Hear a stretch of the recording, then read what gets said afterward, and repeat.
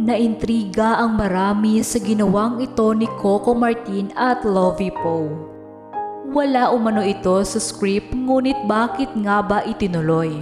For the views kapalit ng dignidad? Talaga namang hindi napigilang magkomento ng mga netizens dahil dito. Totoo nga rin bang nagselos ng gusto sa ginawang ito ni Coco at Lovie, ang girlfriend ni Coco na si Julia Montes? Sa isang interview nga noon kay Coco, ibinahagi nito kung bakit si Lovie Poe ang kanyang napusuan na maging leading lady sa kanyang pagbabalik telebisyon.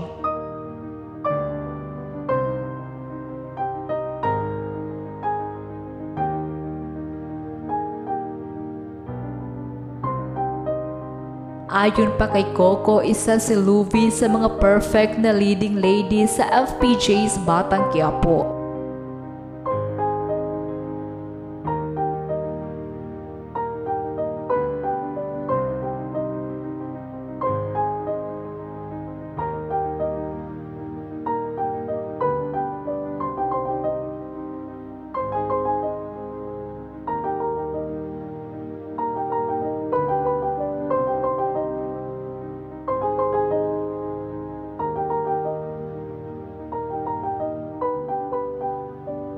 Ngunit ano nga ba ang ginawa ni Coco at Lovie sa kanilang teleserye na FPJ's Batang Quiapo?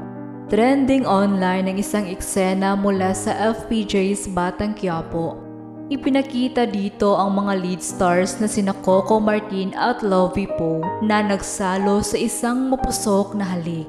Hindi umano scripted ang kissing scene na ito ni Coco at Lovie. Ito ang ibinunyag ni Lovie sa isang Instagram stories nito matapos ang kanilang eksena na bahagi ng episode 127 ng drama na ipinalabas noong Huwebes ng gabi.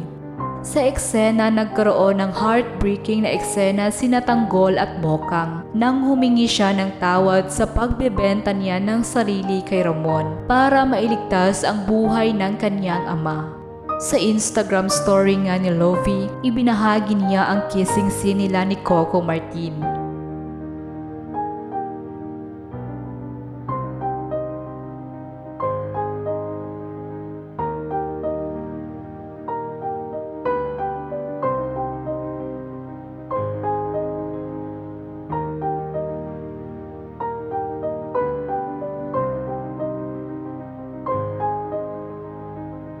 Nag-upload din si Lovie ng behind-the-scenes video sa Instagram.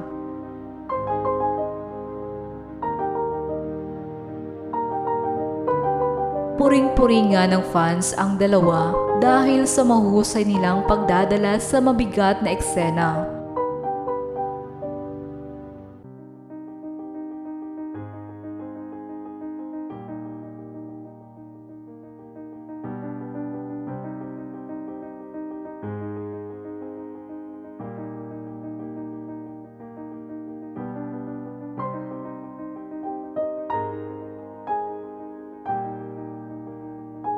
Sa isang interview nga kay Lovie ay inamin niya na kinilig siya sa kissing scene nila ni Coco.